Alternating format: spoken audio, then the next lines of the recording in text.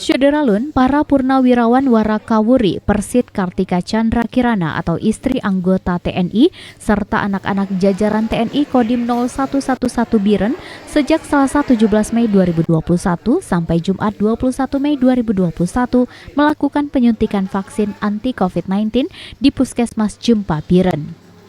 Kegiatan penyuntikan vaksin pada Rabu 19 Mei 2021 berlangsung di Puskesmas Jempa Biren dilakukan oleh tim medis Dinkes Biren dan tim medis dari Fasilitas Kesehatan Tingkat Pertama atau FKTP Kodim Biren.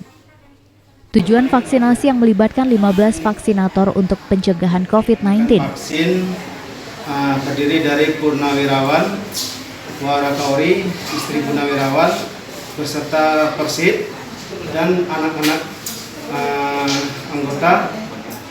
Selain itu, jajaran Kodim 0111 Biren juga terus melakukan sosialisasi pencegahan COVID-19 baik di lingkungan Kodim maupun masyarakat.